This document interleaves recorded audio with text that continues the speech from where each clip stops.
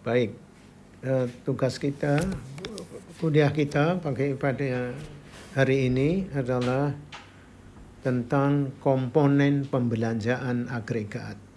Yang disebut dengan pembelanjaan agregat itu adalah konsumsi, investasi, pengeluaran pemerintah, ekspor dikurangi impor. Namanya pembelanjaan agregat atau pengeluaran agregat atau agregat expenditure. Jadi ini semua disebut AE, agregat expenditure, ya. Nah, sekarang kita akan lihat satu-satu. Ini merupakan fungsi dari apa, C, I juga merupakan fungsi dari apa, dan seterusnya. Kita bicarakan dulu konsumsi. Konsumsi itu akan tergantung kepada pendapatan, ya. Konsumsi akan tergantung pendapatan, tetapi pendapatan yang bisa dikonsumsikan adalah pendapatan setelah dikurangi pajak. Dikurangi tax, dan itu disebut dengan YD namanya, disposable income. Disposable income inilah yang bisa dibelanjakan. Nah, konsumsi sekarang jadi pendapatan nasional itu menjadi sama dengan A. A ini adalah pengeluaran konsumsi yang tidak tergantung pada pendapatan.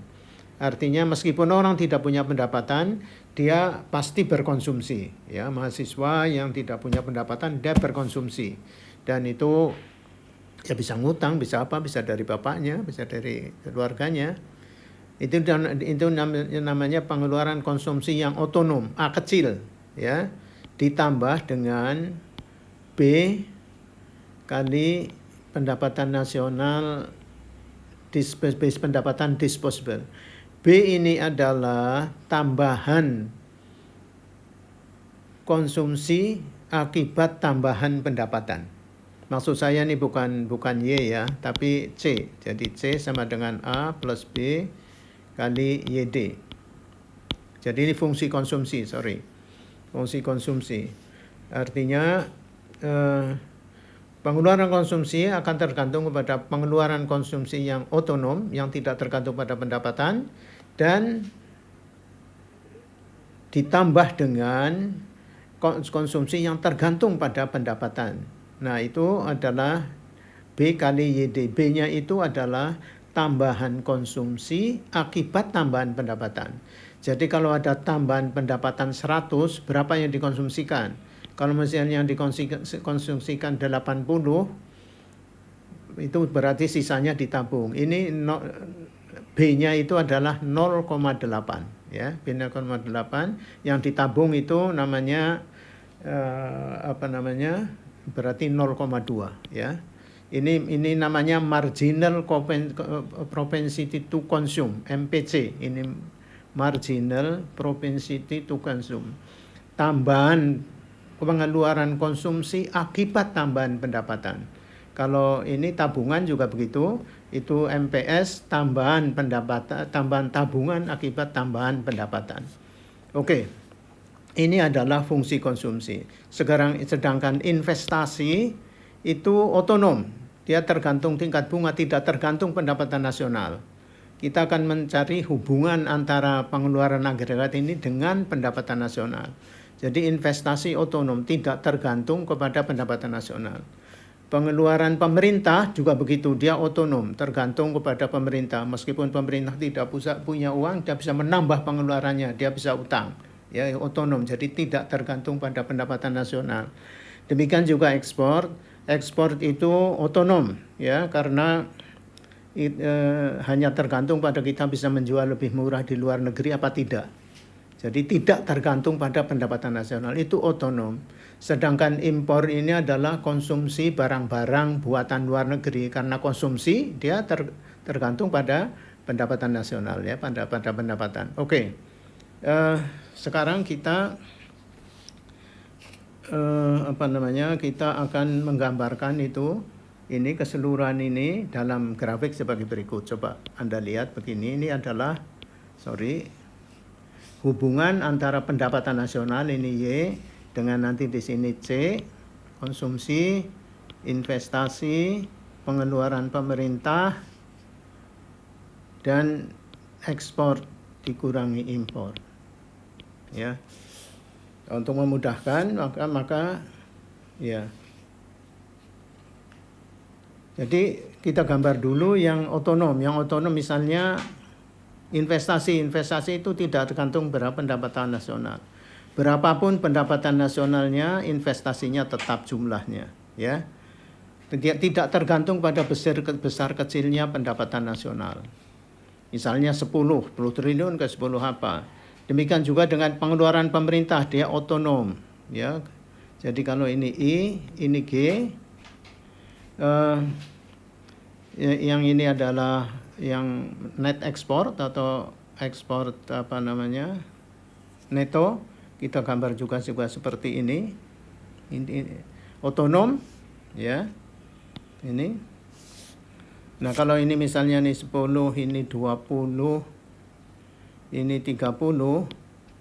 Nah sekarang konsumsi itu tergantung pada pendapatan nasional. Jadi besarnya konsumsi akan tergantung pendapatan nasional. Makin besar pendapatan nasional, makin besar konsumsi.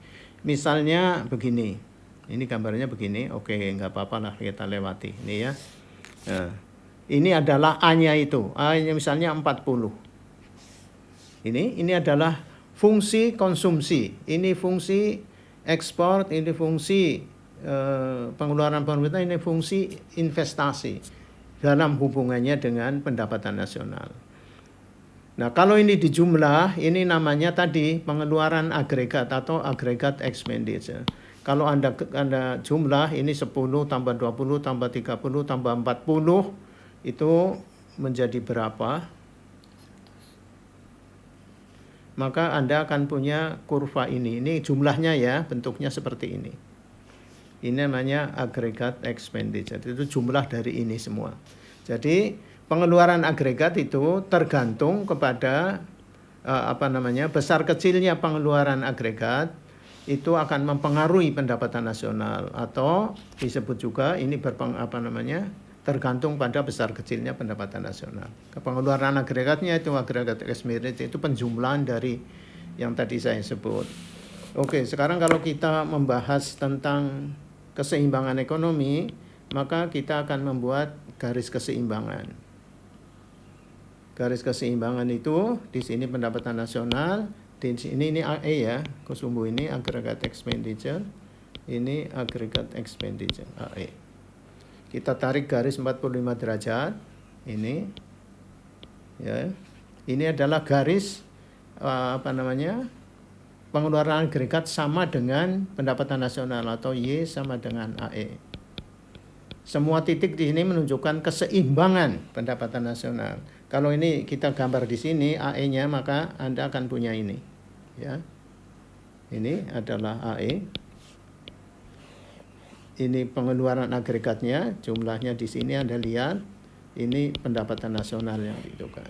Sekarang kalau salah satunya bertambah, misalnya pengeluaran agregat bertambah, G naik misalnya, maka kurva AE itu akan naik ke atas. Ini begini, G naik. Ini tadi kalau ini AE0, ini sekarang menjadi AE1. Sekarang keseimbangannya di sini. Jadi ada kenaikan pendapatan nasional. Kalau ini Y0 tadi, ini sekarang Y1. Ada tambahan pendapatan nasional sebesar ini. Oke. Dan kita tidak pernah membicarakan pengurangan pendapatan nasional ya. Selalu kita membicarakan bagaimana menambah pendapatan nasional. Oke, itu ya. Saya kira ini setelah ini kita akan melanjutkan pembicaraan yang kaitannya dengan fungsi-fungsi dari pengeluaran agregat. Oke.